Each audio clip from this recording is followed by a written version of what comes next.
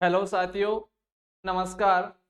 हम कल आपका बिजोलिया किसान आंदोलन पढ़ रहे और कल मैंने आपको बिजोलिया किसान आंदोलन की प्रारंभिक बातों की चर्चा की थी कि जैसे आपका बिजोलिया है, बिजोलिया का प्राचीन नाम आपका विजयावली या विंध्यावली है। बिजोलिया का जो प्राचीन नाम हमें है वो आपके बिजोलिया अभिलेख से प्राप्त होता है, जो आपके 1170 ईस्वी में सोमेश्वर चौहान का है, जो पार्श्वनाथ के जैन मंदिर में लगा हुआ है। इसके बाद में हमने देखा था कि जो ये किसान आंदोलन है ये मेवाड़ रियासत का भाग है और ये मेवाड़ रियासत में ए श्रेणी का ठिकाना हुआ करता था। जहां मेवाड़ में 16 ए श्रेणी का ठिकाना है, उन्हीं में से एक ठिकाना है आपका बिजोलिया। ये जो किसान आंदोलन है ये ऊपरमाल की जागीर में हुआ था। और ऊपरमाल की जागीर कौन सी थी, तो हमने चर्चा की थी कि बिजोलिया जो भीलवाड़ा में है और आपके भैंसरोडगढ़ जो चित्तौड़गढ़ में है, इनके मध्य का जो भूभाग है वो आपके ऊपरमाल का क्षेत्र कहलाता है। इस ऊपरमाल जागीर के संस्थापक के बारे में हमने बात की थी कि इस ऊपरमाल के जागीर का संस्थापक अशोक परमार कहलाता है, क्योंकि खानवा के युद्ध में राणा सांगा की सहायता की थी अशोक परमार ने, और उनकी वीरता से प्रभावित होकर राणा सांगा ने अशोक परमार को ये आपके ऊपरमाल की जागीर दी थी। तो अगर पूछा जाए कि ऊपरमाल की जागीर या बिजोलिया किसान आंदोलन में आपके जो जागीरदार हुए थे वो किस वंश से थे, तो वो आपके परमार वंश से थे।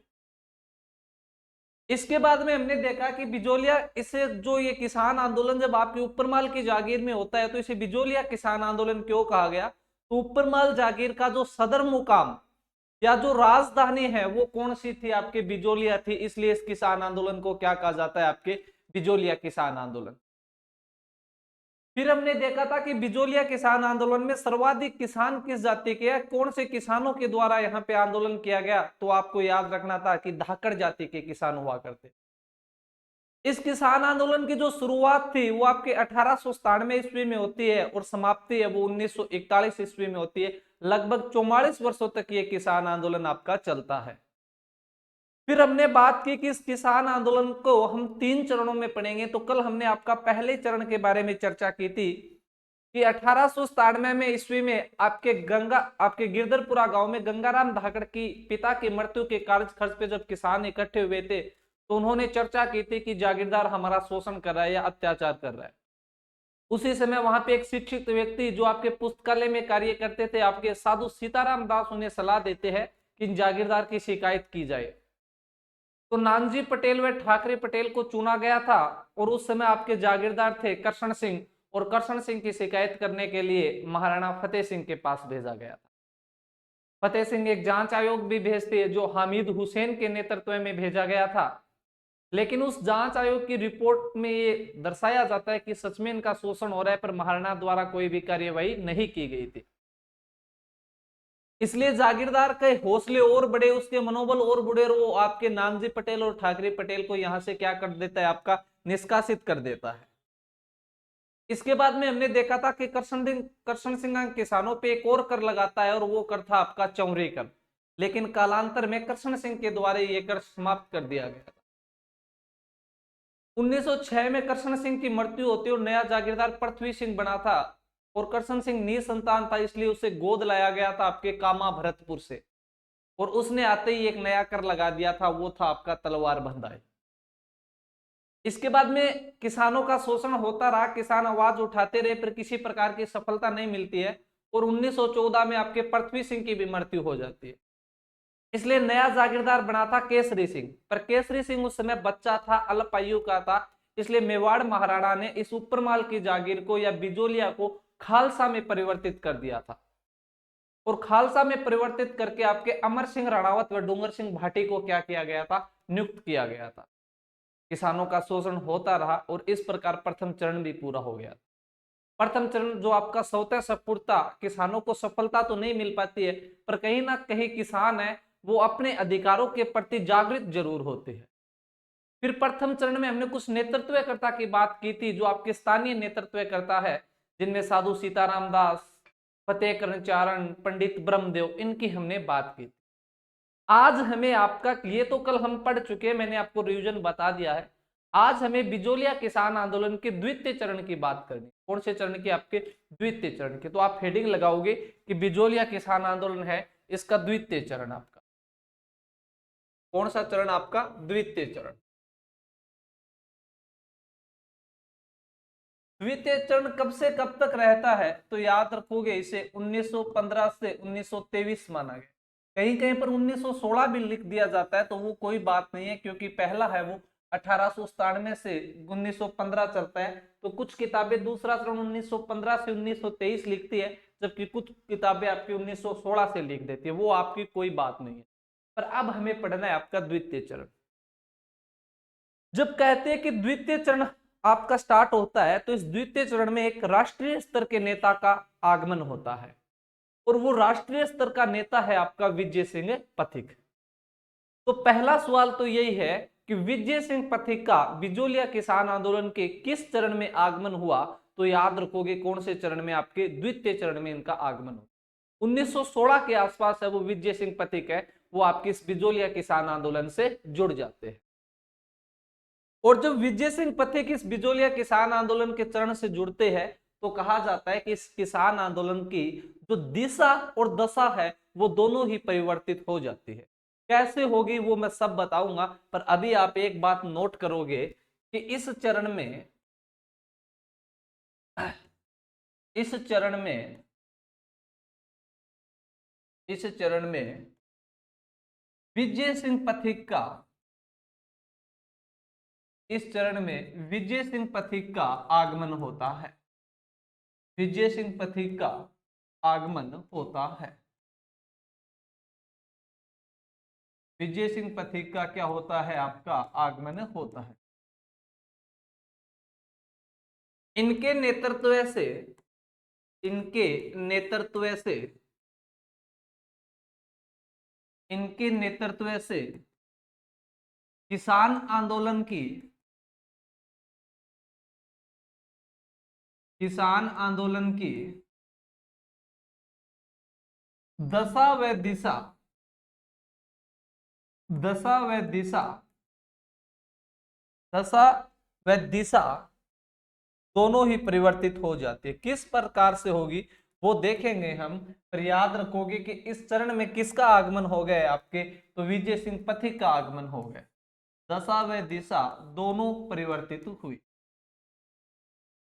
दोनों परिवर्तित हुई, परिवर्तित हुई। अब विजय सिंह पथिक कौन है, इस किसान आंदोलन में कैसे आए, वो आप समझो। वो एक अलग मैटर है कि विजय सिंह पथिक के बारे में फुल चर्चा मैं तब करूंगा जब राजस्थान के प्रमुख व्यक्तित्व पढ़ेंगे। पर अभी मैं आपको बता देता हूं कि जो हम आपके विजय सिंह पथिक की बात कर रहे हैं, ये विजय सिंह पथिक है कौन? तो याद रखना, विजय सिंह पथिक है, विजय सिंह पथिक का जो मूल नाम है वो है आपका भूप सिंह गुर्जर। इनका मूल नाम क्या है? आपका भूप सिंह गुर्जर। मैं आपको समझाने की कोशिश कर रहा हूं कि जो हम आपके विजय सिंह पथिक की बात कर रहे हैं, ये विजय सिंह पथिक का मूल नाम क्या है? तो इनका मूल नाम है भूप सिंह गुर्जर। कौन? आपका भूप सिंह गुर्जर। फिर सर ये भूप सिंह गुर्जर है कौन? तो याद रखोगे इनका जो जन्म है वो एक गांव पड़ता है गुठावली, और गुठावली गांव कहां पर है आपके? तो बुलंदशहर में। और बुलंदशहर कहां पर है सर? तो बुलंदशहर है यूपी में। अच्छा सर, इतना समझ में आया कि जो हम विजय सिंह पथिक की बात कर रहे हैं, जिन्होंने द्वितीय चरण में प्रवेश किया है, इनका मूल नाम है आपका भूप सिंह गुर्जर, और ये गुठावली बुलंदशहर यूपी के रहने वाले हैं। तो सर ये यूपी के रहने वाले हैं, तो ये हमारे राजस्थान के किसान आंदोलन में कैसे आ रहे? इनका तो जो लगाव है वो यूपी से होना चाहिए, फिर राजस्थान के किसान आंदोलन में आके नेतृत्व कैसे कर रहे हैं? तो इस बात को आप ऐसे समझो कि जो आपके भूप सिंह पथिक या जो विजय सिंह पथिक है, ये आपके राष्ट्रीय स्तर के नेता है। किस स्तर के नेता है? आपके राष्ट्रीय स्तर। और 1915 के आसपास 1915 के आसपास हमारे भारत में एक क्रांति करने की योजना बनाई थी, और वो क्रांति थी आपकी सशस्त्र क्रांति। कौन सी? आपकी सशस्त्र क्रांति। भारत में सशस्त्र क्रांति की योजना रास बिहारी बोस और सचिंदर सान्याल के नेतृत्व में बनाई गई कि हम भारत में 1915 में एक क्रांति करेंगे, जिस क्रांति का नाम होगा सशस्त्र क्रांति। और इसकी योजना बनाई गई थी आपके रास बिहारी बोस और सचिंदर सान्याल के द्वारा। और इस क्रांति में राजस्थान में जो क्रांति करनी है, इसकी जिम्मेवारी दी गई थी विजय सिंह पथिक को। इसलिए विजय सिंह पथिक है वो आपके राजस्थान में आते हैं। और विजय सिंह पथिक का एक सहयोगी है राजस्थान में, गोपाल सिंह खरवा। कौन आपका? गोपाल सिंह खरवा। ये दो व्यक्ति, एक तो गोपाल सिंह खरवा जो आपके राजस्थान का है, ये सहयोग करेगा किसका? आपके विजय सिंह पथिक का। इसलिए विजय सिंह पथिक सशस्त्र क्रांति करने के लिए राजस्थान में आए। लेकिन कहते हैं कि सशस्त्र क्रांति करने से पूर्व ही किसी मुखबिर ने सूचना दे दी थी, इसलिए सशस्त्र क्रांति है वो असफल हो गई थी। और अंग्रेजों द्वारा इनके जो लोग थे, जो क्रांति करने वाले, इनको एक एक को गिरफ्तार किया जा रहा था। और उसी में गिरफ्तार कर लिया गया किसको? आपके विजय सिंह पथिक को या भूप सिंह गुर्जर को। और इन्हें गिरफ्तार करके आपकी टोटगढ़ की जेल में रखा। किस जेल में रखा गया? आपकी टोटगढ़ की जेल में। जब इस जेल में रखा गया तो भूप सिंह गुर्जर को यह समझ में आ गया था कि जिंदगी भर जेल में ही रहना पड़ेगा, अब कुछ नहीं हो सकता, क्योंकि हम देशद्रोह के आरोप में पकड़े गए हैं। इसलिए कहा जाता है कि आपके भूप सिंह गुर्जर या विजय सिंह पथिक एक दिन इस जेल को तोड़कर भाग जाते और जेल से आपके निकल जाते। और जब जेल से तोड़कर निकल के भागे तो एक गांव पड़ता था आपका ओछड़ी, और उस ओछड़ी गांव में चले जाते हैं। इस ओछड़ी गांव में एक विद्या प्रचारिणी सभा चलती थी। कौन सी? आपकी विद्या प्रचारिणी सभा। और इस विद्या प्रचारिणी सभा से भूप सिंह गुर्जर जुड़ जाते हैं, लेकिन अपनी दाढ़ी वगैरह बढ़ा लेते हैं, अपने बाल वगैरह बढ़ा लेते हैं, अपना नाम भी परिवर्तित कर लेते हैं और अपना नाम भूप सिंह से विजय सिंह पथिक कर लेते हैं, ताकि अंग्रेज इन्हें पहचान न पाए। पहले तो अपना लुक चेंज किया, अपनी दाढ़ी वगैरह ज्यादा बढ़ा ली, अपने बाल वगैरह बढ़ा लिए ताकि अंग्रेज पहचान नहीं पाए, और अपना नाम भूप सिंह गुर्जर से क्या कर लिया? आपका विजय सिंह पथिक कर लिया। इतना कुछ किया और विद्या प्रचारिणी सभा से जुड़ गए और विद्या प्रचारिणी सभा में अपने भाषण वगैरह देने लगे, लोगों को अपना समझाने लगे।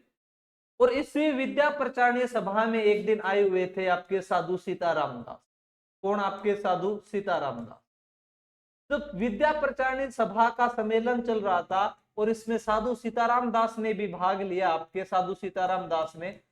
और जब विद्या प्रचारिणी सभा के अंदर साधु सीताराम दास विजय सिंह पथिक के भाषणों को सुना, विजय सिंह पथिक की स्पीच को सुना, उनकी वाणी को सुना, तो विजय सिंह पथिक से प्रभावित हो गए बहुत ज्यादा। कौन? आपके साधु सीताराम दास।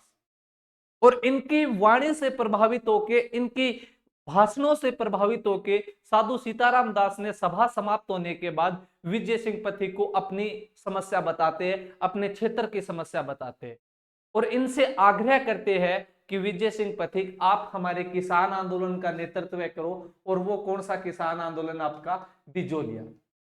और कहते हैं कि विजय सिंह पथिक भी उस समय आपके एक ऐसी जगह की या एक ऐसे आंदोलन की खोज में थे जिससे वो जुड़ सके। इसलिए विजय सिंह पथिक साधु सीताराम दास के आग्रह को स्वीकार कर लेते हैं और आग्रह को स्वीकार करके इस ओछड़ी से या विद्या प्रचारिणी सभा से कहां पर आ जाते हैं? आपके बिजोलिया किसान आंदोलन में आ जाते। इस प्रकार से विजय सिंह पथिक का आपका आगमन होता है कौन से किसान आंदोलन में? बिजोलिया किसान आंदोलन। तो ये कौन है? आपके विजय सिंह पथिक। एक बार फिर से देखो, मैं आपको समझाने की कोशिश कर रहा हूं कि जिन्हें हम विजय सिंह पथिक कह रहे हैं उनका मूल नाम है भूप सिंह गुर्जर। क्या है उनका मूल नाम? भूप सिंह गुर्जर। इनका जन्म है वो गुठावली गांव बुलंदशहर यूपी में हुआ था। लगभग जन्म है वो 1882 ईस्वी के आसपास हुआ था। इनके पिता का नाम हमीर है और माता का नाम कमलावती है। ये एक राष्ट्रीय स्तर के नेता है और जब आपके 1915 में राष्ट्रीय स्तर के नेता रास बिहारी बोस व सचिंद्र सान्याल देश में क्रांति की योजना बनाते हैं और वो क्रांति थी आपकी सशस्त्र क्रांति। उस सशस्त्र क्रांति की राजस्थान में उस क्रांति को करने की जिम्मेवारी दी गई थी किसको? आपके भूप सिंह गुर्जर को। और इनका एक सहयोगी होगा राजस्थान में और वो कौन था? आपका गोपाल सिंह खरवा। इसलिए भूप सिंह यूपी से कहां पर आए, आपके राजस्थान में। लेकिन जब क्रांति करने वाले थे तो क्रांति से पहले ही मुखबिरों ने अंग्रेजों को सूचना दे दी कि इस प्रकार से क्रांति होने वाली है, इसलिए अंग्रेज इस क्रांति करने वाले एक एक व्यक्ति को पकड़ रहे थे।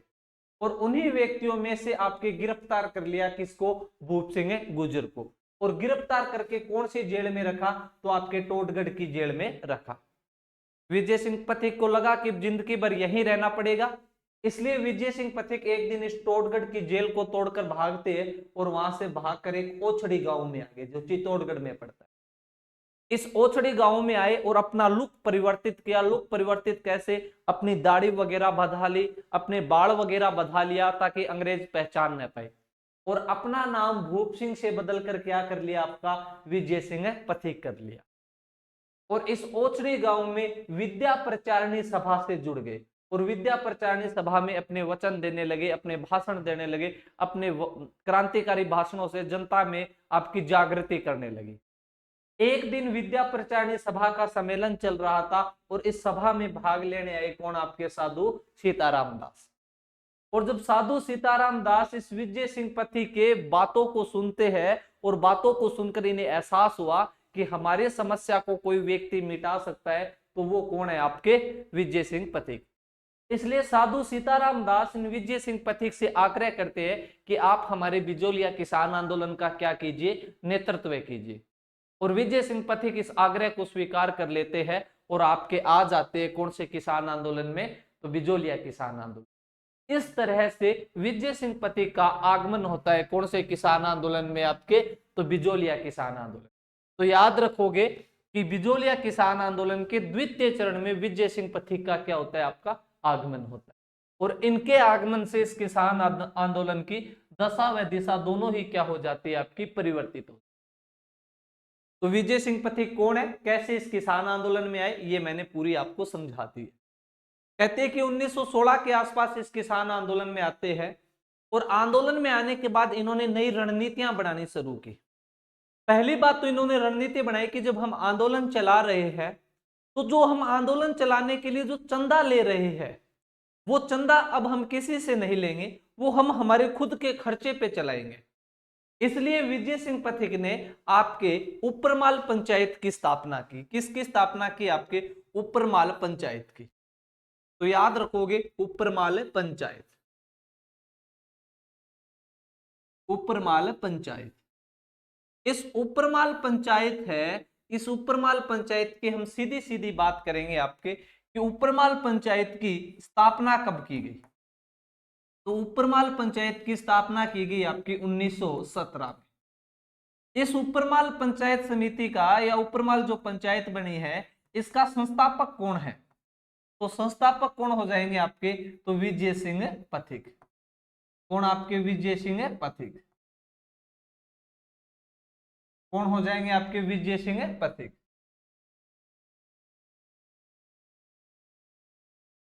कौन हो जाएंगे आपके विजय सिंह पथिक। मैं आपको समझा देता हूं, ये पूरी आपकी उपरमाल पंचायत, उपरमाल पंचायत।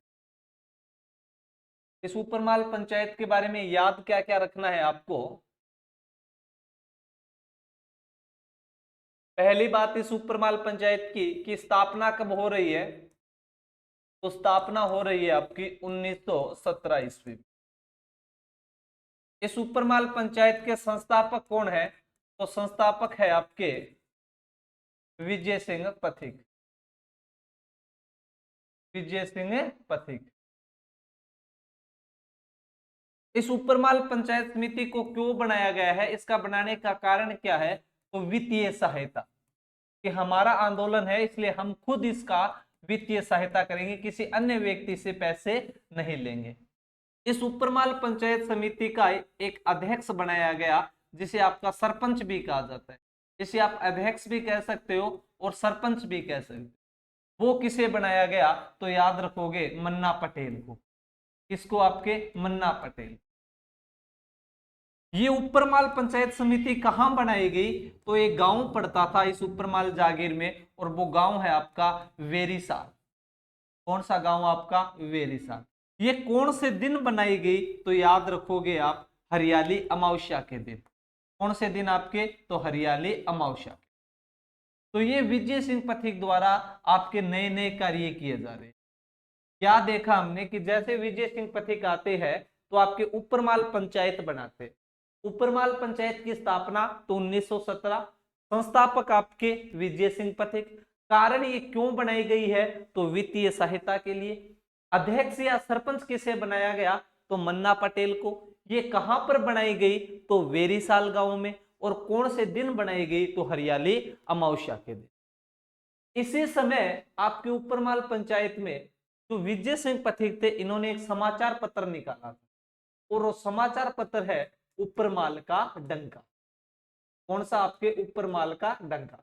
तो जो ये उपरमाल का डंका नामक समाचार पत्र है, ये हस्तलिखित समाचार पत्र। कैसा समाचार पत्र था आपका? हस्तलिखित समाचार पत्र। और इस समाचार पत्र को निकाल कौन रहे हैं? तो निकाल रहे आपके विजय सिंह पथिक। कौन? आपके विजय सिंह पथिक।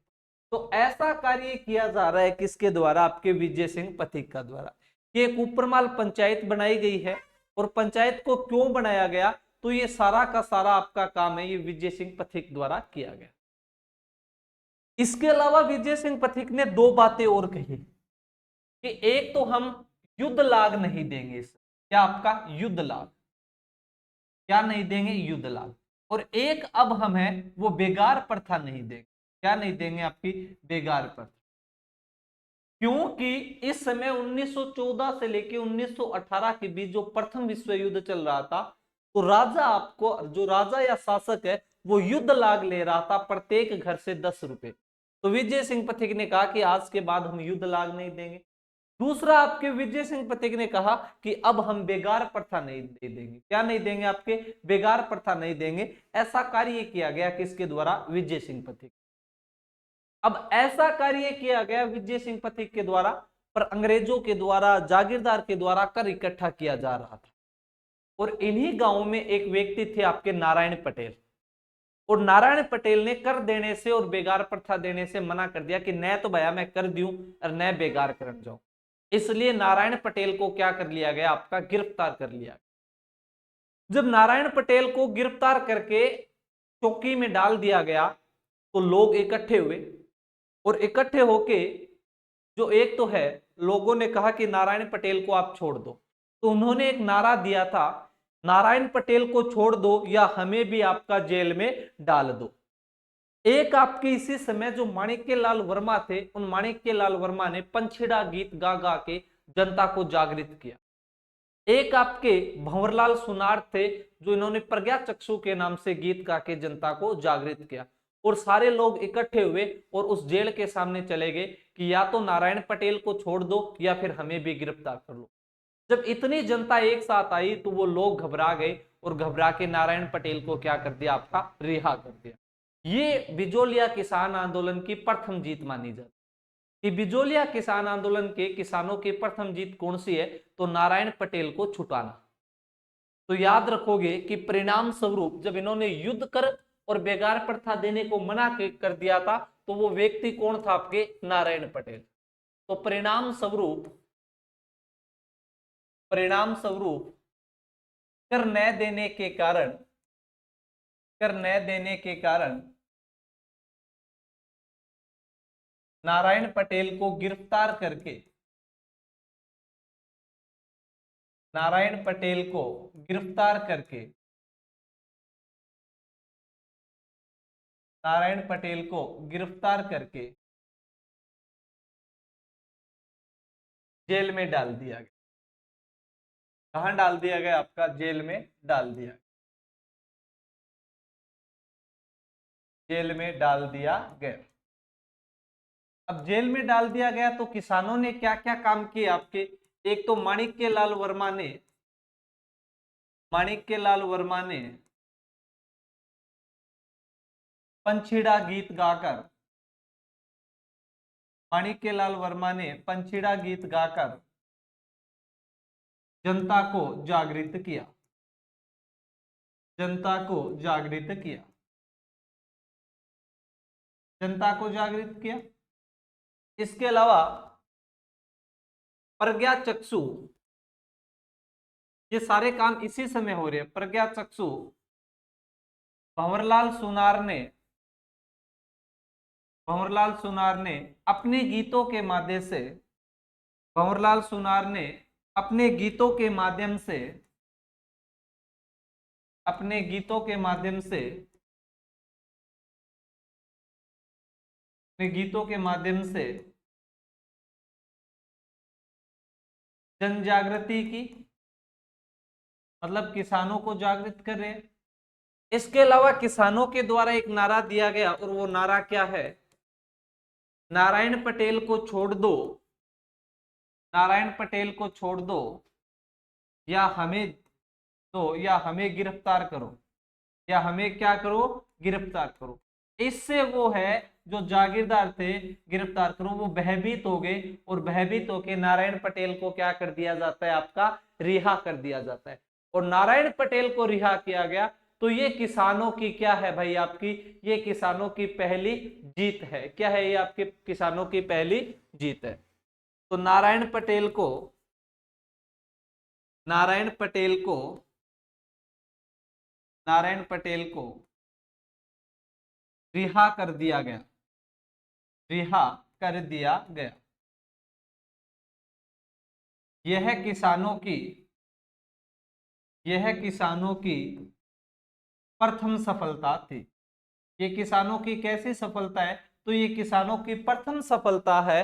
प्रथम सफलता का मतलब है आपके कि पहली बार वो जागीरदार या अंग्रेजों को झुकाने में कामयाब हो रहे हैं। क्योंकि वो पहली बार जो जागीरदार या जो आपके अंग्रेज थे, जिन्होंने आपके नारायण पटेल को गिरफ्तार कर लिया है, जो किसानों को कुछ नहीं समझते थे, वही किसान उनको मजबूर कर दिया है किसको छोड़ने के लिए? आपके नारायण पटेल को छोड़ने के लिए। तो वो नारायण पटेल को क्या करवा लेते? आपका रिहा करवा लेते। जब इस प्रकार से धीरे धीरे किसान आंदोलन बढ़ा, तो अंग्रेज अधिकारी हुआ करते थे विल्किंसन, और उस अंग्रेज अधिकारी विल्किंसन ने एक जांच आयोग भेजा कि बिजोलिया में इतना हड़दंग क्यों मचा हुआ है। तो एक जांच आयोग नियुक्त करते, और वो जांच आयोग अपनी रिपोर्ट प्रस्तुत करेगा। तो पहला जो आपका अंग्रेज अधिकारी है, वो कौन सा जांच आयोग भेज रहा है? तो याद रखोगे आप, अंग्रेज अधिकारी, अंग्रेज अधिकारी, अंग्रेज अधिकारी विल्किंसन द्वारा, अंग्रेज अधिकारी विल्किंसन द्वारा जांच आयोग भेजा गया, जांच आयोग भेजा गया, जांच आयोग भेजा गया। एक जांच आयोग पहले चरण में आया था, जो आपके महाराणा द्वारा भेजा गया था। अब जांच आयोग है वो अंग्रेजों के द्वारा नियुक्त किया जा रहा है, और वो जांच आयोग किसके द्वारा भेजा जा रहा है? तो विल्किंसन के द्वारा भेजा जा रहा है। वो जांच आयोग है कौन सा? तो याद रखोगे, बिंदुलाल भट्टाचार्य आयोग, बिंदुलाल भट्टाचार्य आयोग, भट्टाचार्य आयोग, जो 1919 में भेजा गया है। ये जांच आयोग भेजा गया विल्किंसन के द्वारा।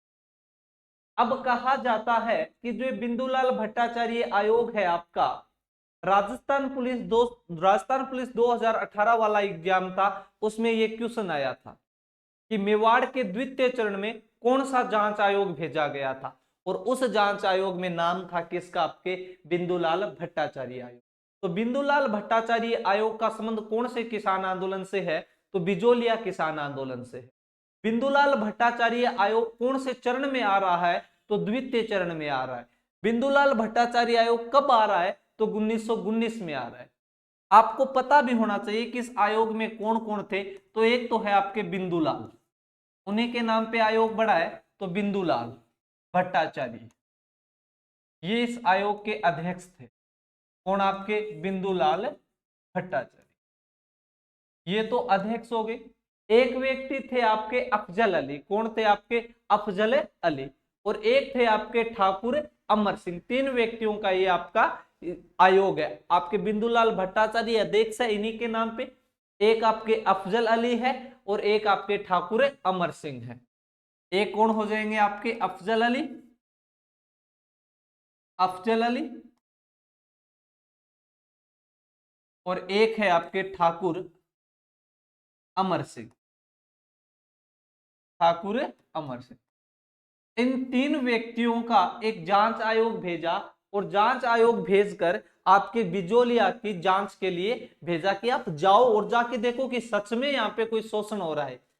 ये बिंदुलाल भट्टाचार्य आयोग आता है, पर आने के बाद इस आयोग ने अपनी रिपोर्ट भी प्रस्तुत की, पर जो जागीरदार है वो रिपोर्ट मानने से क्या कर देता है, आपका इनकार कर देता है। तो याद रखोगे ये जांच आयोग है वो असफल रहता है। क्यों? क्योंकि इसकी जांच ही मानने से मना कर रहा है कौन, आपका जागीरदार। तो क्या लिखोगे, इस आयोग की इस आयोग की इस आयोग की इस आयोग की रिपोर्ट को इस आयोग की रिपोर्ट को जागीरदार जागीरदार मानने से इनकार कर दिया, मानने से इनकार कर दिया, इनकार कर दिया। तो याद रखोगे बिंदुलाल भट्टाचार्य आयोग। अब जब मानने से इनकार कर दिया तो विजय सिंह पथिक को यह समझ में आ गया था आपका कि इन आयोग वगैरह से काम नहीं चलेगा। तो क्या किया जाए, इस किसान आंदोलन का राष्ट्रीयकरण किया जाए। राष्ट्रीयकरण करने का मतलब है इस किसान आंदोलन को राष्ट्रीय स्तर पर लेकर जाया जाए। इस किसान आंदोलन की आवाज है वो पूरे देश में फैलाई जाए, ताकि पूरे देश से अगर दबाव आता है तो महाराणा पे दबाव आएगा। इसलिए इस किसान आंदोलन का विजय सिंह पथिक क्या करेंगे, आपका राष्ट्रीयकरण करेंगे। तो अब हमें हेडिंग लगानी है आंदोलन का राष्ट्रीयकरण, आंदोलन का राष्ट्रीय आंदोलन का राष्ट्रीय। बच्चों आप पढ़ते जाओ, जो मैं समझा रहा हूं वो समझते जाओ, और जो मैं नोट करवा रहा हूं वो कंफर्म आप नोट करते जाना। आपके राजस्थान का कौन सा ही एग्जाम हो बाहर नहीं जाएगा। मैं एक एक चीज आपको डीप के साथ बताते हुए चलता जा रहा हूं। चाहता तो मैं इस बिजोलिया किसान आंदोलन को ऊपर ऊपर से एक दिन में खत्म कर सकता, पर हमें एक एक चीज को पढ़ना है, एक एक बिंदु के बारे में अध्ययन करना है। तो हम बात करेंगे आंदोलन का राष्ट्रीयकरण। अब गुरुजी राष्ट्रीयकरण क्यों हो गए आंदोलन? तो पहला उस समय आपके पास ऑप्शन होता था समाचार पत्र।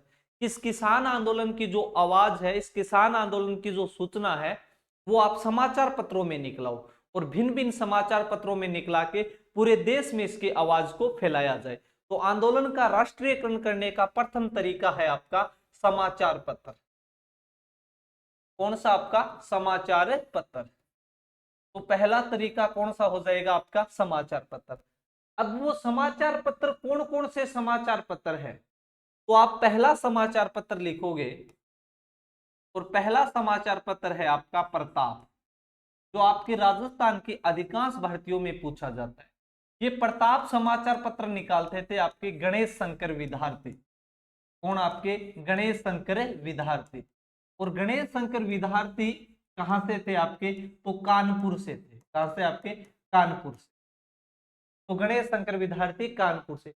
जो आपकी राजपूताना मध्य भारत सभा है उस राजपूताना मध्य भारत से जुड़े हुए थे, तो विजय सिंह पथिक के अटैच में थे। इसलिए विजय सिंह पथिक ने गणेश शंकर विद्यार्थी को कहा कि गणेश शंकर तुम इस किसान आंदोलन की सूचना है वो अपने समाचार में प्रसारित करो। ये राजस्थान पुलिस, पटवार, आपके सेकंड ग्रेड और फर्स्ट ग्रेड तक भी सीधा पूछा गया है कि बिजोलिया किसान आंदोलन का राष्ट्रीयकरण किस समाचार पत्र के आधार पर किया गया। तो कौन सा समाचार पत्र आपका हो जाएगा? तो वो हो जाएगा आपका प्रताप। लेकिन दो चार समाचार पत्र और है, मैं उनकी बात करूंगा। जैसे एक समाचार पत्र है आपका अभ्युदय। कौन सा? आपका अभ्युदय। और अभ्युदय समाचार पत्र निकलता था इलाहाबाद से। तो इस अभ्युदय समाचार पत्र में भी सूचना छापी गई थी कौन से किसान आंदोलन की? आपके तो आपके बिजोलिया किसान आंदोलन। एक समाचार पत्र है आपका भारत मित्र। कौन सा? आपका भारत मित्र। और जो भारत मित्र समाचार है ये निकलता था कलकत्ता से। तो इसमें भी आपका प्रकाशित किया गया कौन सा किसान आंदोलन? तो आपका बिजोलिया किसान आंदोलन। और एक समाचार पत्र है आपका मराठा, जो आपके बाल गंगाधर तिलक का है। तो तो बाल गंगाधर तिलक ने भी इस समाचार पत्र के माध्यम से बिजोलिया किसान आंदोलन को उठाया था। तो कौन सा आपका? मराठा। तो आप 4 समाचार पत्रों की चर्चा करोगे, प्रताप, अभ्युदय, भारत मित्र और आपके मराठा। इसको मराठी भी कहा जाता है पर मराठा। तो समाचार पत्र कौन कौन से हैं जिन समाचार पत्रों में बिजोलिया किसान आंदोलन का राष्ट्रीयकरण किया गया? तो वो 4 समाचार पत्र है आपके, प्रताप, अभ्युदय, भारत और मराठा।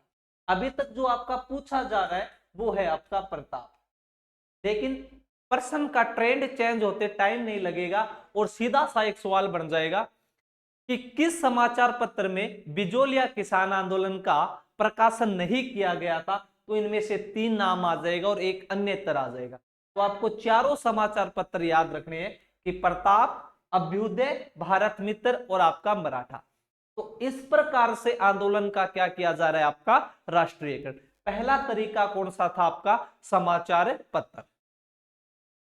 दूसरे तरीके की मैं बात करता हूं, इसको और भी किया गया। इस समय आपका 1919 में विजय सिंह पथिक ने एक संगठन बनाया और वो संगठन था आपका राजस्थान सेवा संघ। कौन सा? आपका राजस्थान सेवा संघ। तो इसी समय विजय सिंह पथिक द्वारा एक संगठन बनाया गया और वो संगठन कौन सा है? आपका राजस्थान सेवा संघ। आपका राजस्थान सेवा संघ कब बनाया गया? आपका 1919 में। इस राजस्थान सेवा संघ है, मैं इसकी पूरी डिटेल करूंगा जब आपको प्रजामंडल को जब मैं पढ़ाऊंगा। तो जो 2-3 आपके संगठन बने हुए इनकी हम पूरी चर्चा करेंगे उस समय, कि जो आपके जागृति हुई थी, जो जन जागृति हुई, वो संगठन कौन कौन से है। जैसे आपके राजस्थान सेवा संघ, ये सारे आपकी जो राजपुताना मध्य भारत सभा, इन सब की बात करेंगे। पर अभी हमें याद रखना है कि राजस्थान सेवा संघ की स्थापना 1919 में हुई है और किसने की? आपके विजय सिंह पथिक ने। तो एक ये भी तरीका था इस किसान आंदोलन को राष्ट्रीय स्तर पे ले जाने का। तो विजय सिंह पथिक। और कहां पर हुई थी? तो वो तो आपको पता ही है, वर्धा महाराष्ट्र में। तो दूसरा तरीका कौन सा हो गया? राजस्थान सेवा संघ। तीसरा तरीका यह है कि विजय सिंह पथिक ने सोचा कि किसान आंदोलन को जो देश की बड़ी पार्टी चल रही है कांग्रेस, उस कांग्रेस से जोड़ा जाए। इसलिए 1919 में कांग्रेस का अमृतसर में अधिवेशन था और उस अमृतसर के अधिवेशन में विजय सिंह पथिक जाते हैं और जाके अपनी समस्याओं को बताते, इस बिजोलिया किसान आंदोलन का प्रस्ताव पारित करते हैं। और एक केलकर साहब थे जिन्होंने इनका समर्थन किया था, बाल गंगाधर तिलक ने भी समर्थन किया था। और आपके महात्मा गांधी और मदन मोहन जो मालवीय थे, इन्होंने इस प्रस्ताव को पारित नहीं होने दिया। उन्होंने इस प्रस्ताव का विरोध किया था। तो पूछा जाए कि बिजोलिया किसान आंदोलन का कांग्रेस के कौन से अधिवेशन में पहली बार अधिवेशन में प्रस्ताव पारित किया गया? तो वो 1919 का अमृतसर अधिवेशन में। समर्थन किसने किया? तो आपके बाल गंगाधर तिलक और आपके केलकर साहब। विरोध कौन कर रहे हैं? तो आपके महात्मा गांधी व मदन मोहन मालवीय। महात्मा गांधी विरोध क्यों कर रहे हैं? सबसे बड़ा रीजन ये कि इतने बड़े नेता है, वो जनता के बारे में सोचते हैं, तो उन्होंने विरोध क्यों किया? इसका एक कारण था।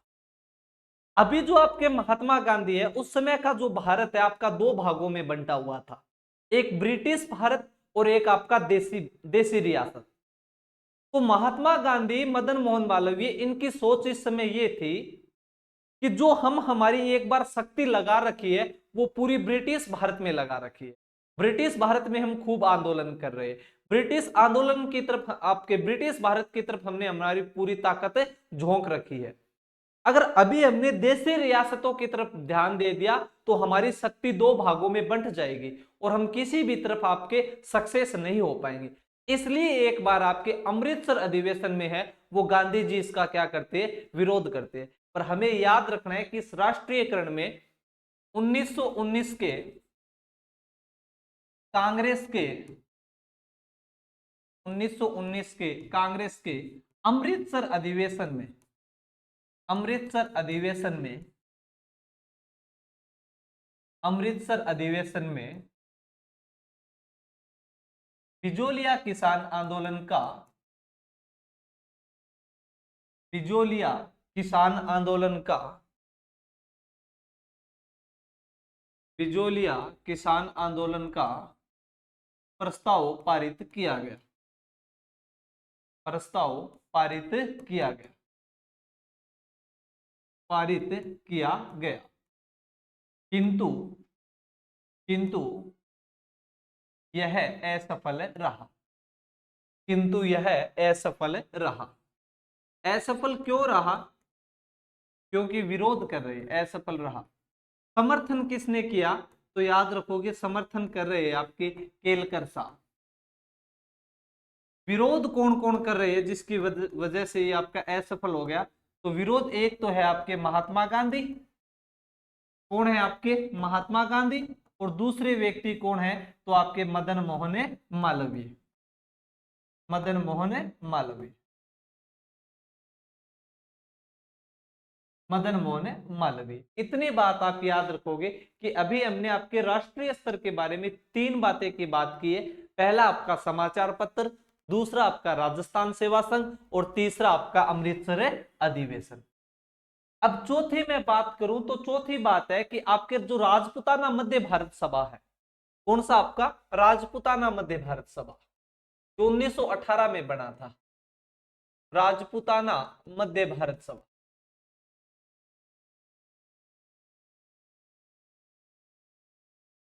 इस राजपुताना मध्य भारत सभा जो 1918 में बना था, इस राजपुताना मध्य भारत सभा का भी सहयोग लिया गया बिजोलिया किसान आंदोलन के। क्योंकि राजपुताना मध्य भारत सभा ने भवानी दयाल नामक व्यक्ति को आपका नियुक्त किया था। किसको? आपके भवानी दयाल को, कि भवानी दयाल तुम जाओ और तुम जाके मेवाड़ में बिजोलिया की जांच करो कि वास्तव में वहां पे बिजोलिया में इस प्रकार का अत्याचार या जो आपका शोषण हो रहा है। तो क्या याद रखोगे कि इस सभा द्वारा इस सभा द्वारा भवानी दयाल को बिजोलिया की जांच के लिए भेजा गया।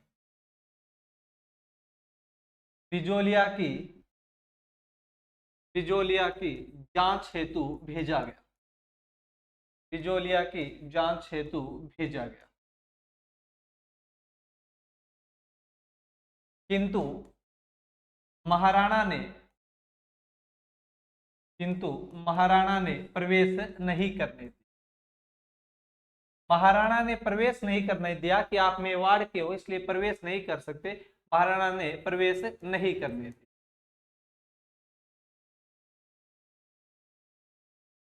अब कुछ के सवाल आ रहे होंगे, सर आप इतना डीप क्यों पढ़ा रहे हो?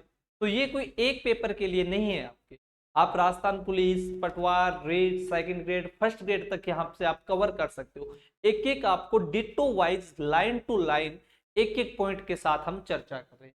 अभी तक हमने राष्ट्रीयकरण के 4 मुद्दे देख लिए। पहला आपका समाचार पत्र, दूसरा आपका राजस्थान सेवा संघ, इसके बाद में आपका अमृतसर अधिवेशन और चौथा आपका राजपुताना मध्य भारत सभा भी कहीं ना कहीं है वो आपका प्रयास कर रहा है। एक रीजन और देखेंगे हम, 5वां, इन्होंने राष्ट्रीयकरण कैसे किया। जब 1919 का अमृतसर अधिवेशन हुआ, 1920 में कांग्रेस का नागपुर अधिवेशन हुआ और इस नागपुर अधिवेशन में विजय सिंह पथिक फिर से जाते हैं। रामू जी, गोकुल जी, कालू जी, इन व्यक्तियों को बिजोलिया से लेके जाते हैं। और जैसे जैसे आपके बिजोलिया किसान आंदोलन, आपके कांग्रेस का अधिवेशन चल रहा था, उनके समक्ष से आपके राजपुताना मध्य भारत का अधिवेशन भी चल रहा था।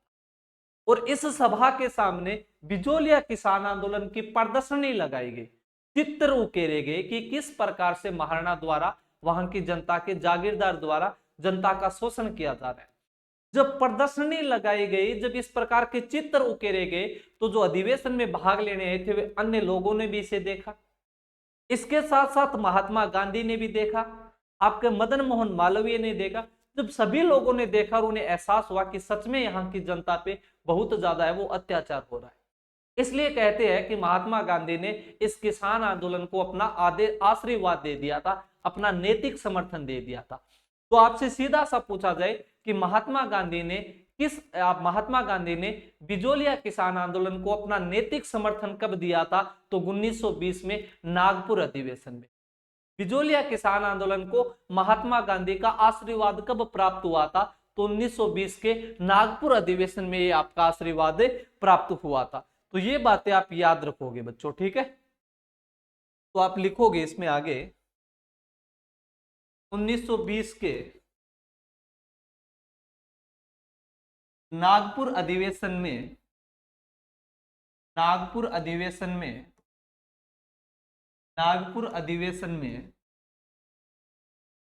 महात्मा गांधी का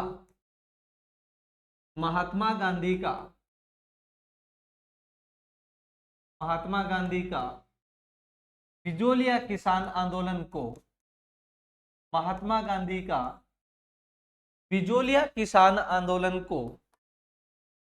बिजोलिया किसान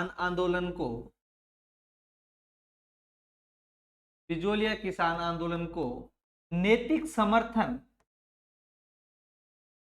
समर्थन या फिर आशीर्वाद प्राप्त हुआ। नैतिक समर्थन या आशीर्वाद क्या हुआ आपका? प्राप्त हुआ। नैतिक समर्थन या आशीर्वाद प्राप्त हुआ। तो कौन से अधिवेशन में आपके? तो नागपुर अधिवेशन में। और महात्मा गांधी ने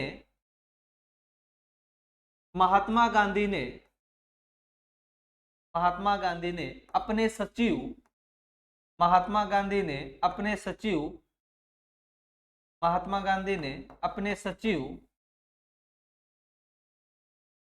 सचिव महादेव देसाई को भेजा कि महादेव जी तुम जाके आओ और जाके देखो कि मामला क्या है। महादेव देसाई को भेजा। अब जब महादेव देसाई आ रहा है, महात्मा गांधी के द्वारा भेजा जा रहा है, तो आपका दबाव बढ़ा किसके ऊपर है? महाराणा के ऊपर। अब राष्ट्रीय स्तर के नेताओं के द्वारा अपने प्रतिनिधि भेजे गए तो आपका दबाव बढ़ गया किसके ऊपर है? तो वो दबाव बढ़ा आपके महाराणा के ऊपर। और महाराणा ने कहा कि किसी को आने की जरूरत नहीं है, मैं एक और जांच आयोग भेज देता हूं। और इस द्वितीय ही चरण में आपके महाराणा द्वारा एक जांच आयोग बनाया गया। और वो जांच आयोग कौन सा है? तो जिसे आप रमाकांत मालवीय जांच आयोग कह सकते हो, या फिर उसे आप बेदला आयोग भी कह सकते हो। तो आपके महाराणा द्वारा द्वितीय जांच आयोग भेजा गया। द्वितीय जांच आयोग, याद रखना, ये द्वितीय जांच आयोग है, वो भी द्वितीय चरण का। वैसे तो ये जांच आयोग देखे तो ये तीसरा जांच आयोग है, क्योंकि एक पहले चरण में आ गया है, पर हम चरण वाइज बात करें तो ये द्वितीय आपका जांच आयोग है। इसमें कौन कौन है? तो एक तो है आपके रमाकांत मालवीय, जो इस जांच आयोग के अध्यक्ष है। रमाकांत मालवीय। दूसरा है आपके तख्त सिंह। कौन है आपके? तख्त सिंह। दूसरे कौन हो गए? आपके तख्त सिंह। एक रमाकांत मालवीय हो गए, एक आपके तख्त सिंह हो गए, और एक आपके राज सिंह बेदला हो गए। राज सिंह बेदला। ये जो रमाकांत मालवीय है, ये आपके महाइंद्राज सभा के भी अध्यक्ष थे। महाइंद्राज सभा क्या है? तो मेवाड़ का न्यायालय हुआ करता था, उसे है जो हम आपका महाइंद्राज सभा कहते हैं। मेवाड़ में न्यायालय को क्या कहा जाता था? आपका महाइंद्राज सभा कहते हैं। इसका ये जांच आयोग है, ये भी आपका असफल रहता है, क्योंकि जागीरदार इसकी रिपोर्ट मानने से भी क्या कर देता है? आपका मना कर देता है। सिर्फ जागीरदार अपनी फॉर्मेलिटी पूरी कर रहा है कि जागीरदार इस आयोग की रिपोर्ट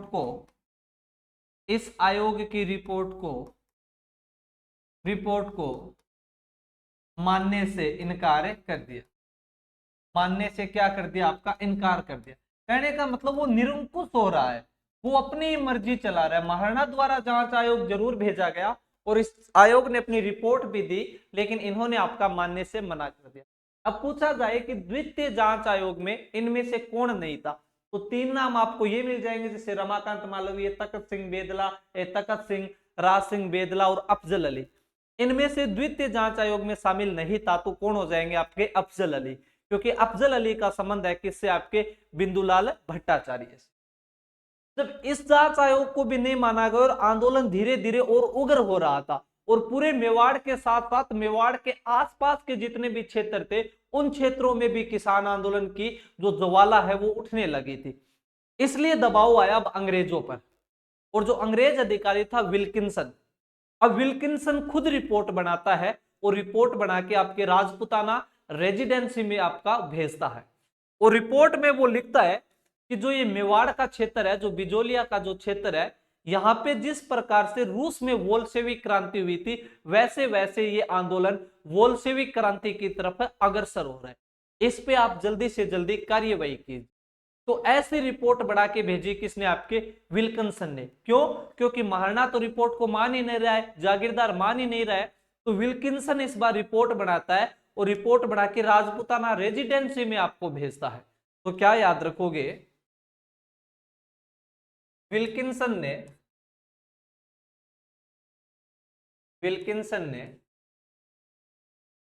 स्वयं रिपोर्ट तैयार कर एजीजी, इस समय एजीजी कौन है, तो होलैंड, एजीजी होलैंड के पास राजपुताना रेजिडेंसी में भेजे,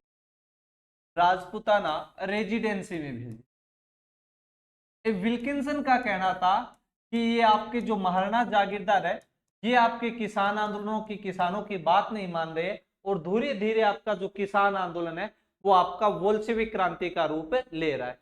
इसलिए एजेजी होलैंड पे ये सारी जिम्मेवारी आ गई कि ये काम नहीं कर रहे हैं तो काम हमें करना है। तो अंग्रेजों ने कहा कि कोई बात नहीं, ये बात नहीं मान रहे हैं तो अब काम करेंगे हम।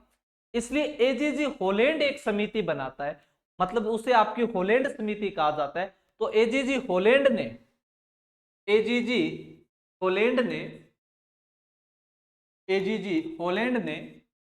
एक समिति का गठन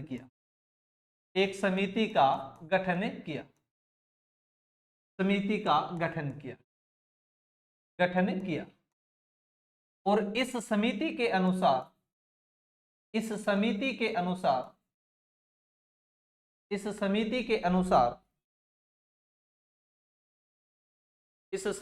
अनुसार सारा किसान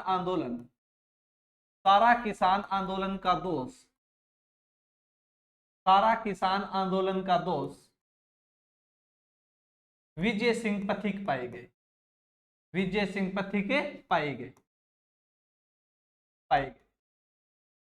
इसलिए होलैंड समिति के आधार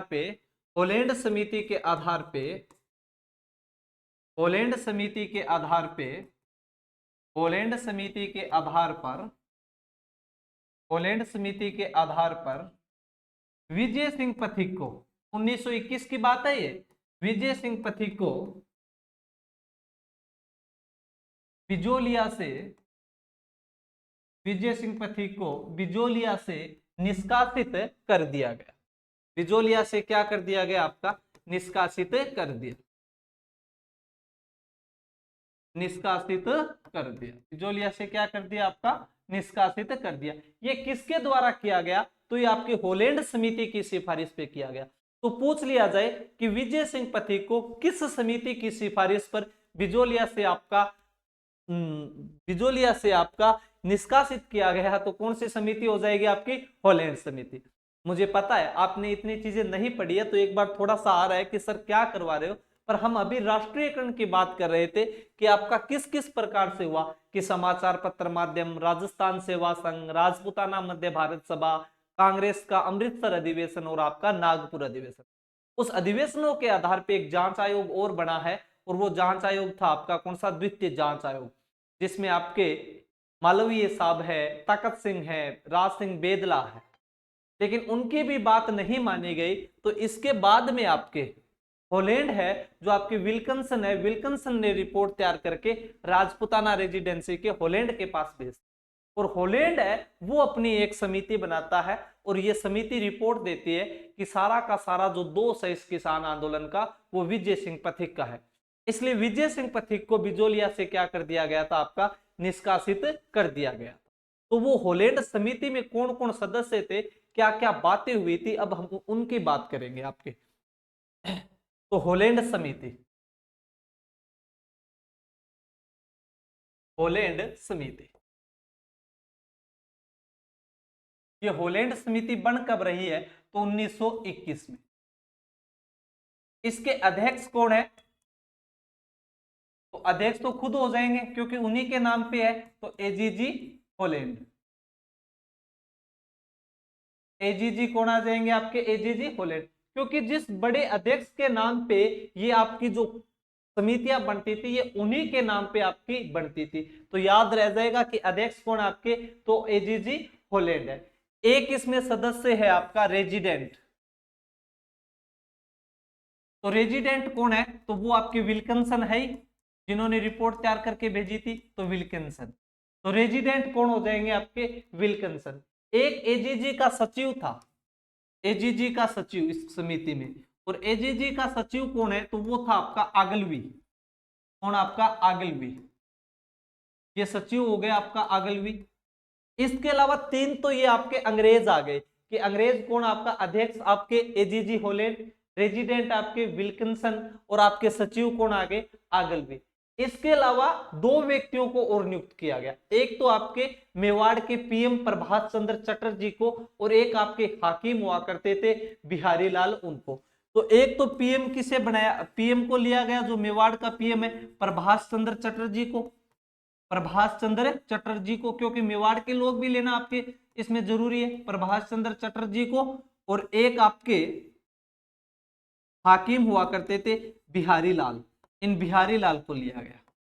इन पांच व्यक्तियों का ये एक आपके होलैंड समिति बनी थी, कि अध्यक्ष एजीजी होलैंड, रेजिडेंट आपके विल्किंसन, एजीजी का सचिव आपका ओगलवी, पीएम प्रभात चंद्र चटर्जी, और हाकिम बिहारी लाल। और इसने अपनी रिपोर्ट दी थी, और वो रिपोर्ट 1922 के आसपास आई थी। रिपोर्ट में क्या कहा गया, रिपोर्ट में एक तो कहा गया कि जो आपके बिजोलिया में 84 कर लगते हैं, 84 में से 35 करोड़ को समाप्त किया जाता है। करोड़ को क्या किया जाता है, आपका समाप्त किया जाता है। 84 में से 35 कर क्या किए जाते हैं, समाप्त किए। इसके अलावा आपकी जो तलवार बंधाई है, इस तलवार बंधाई कर को भी कम किया जाता है, तलवार बंधाई को कम किया जाता है। तलवार बंधाई को क्या कर दिया, आपका कम कर दिया गया। इसके अलावा जो पड़त भूमि है, जो आपकी पड़त भूमि है, पड़त भूमि को कर मुक्त किया जाता है, पड़त भूमि को पड़त भूमि पर कर कम किया जाता है। पड़त भूमि पर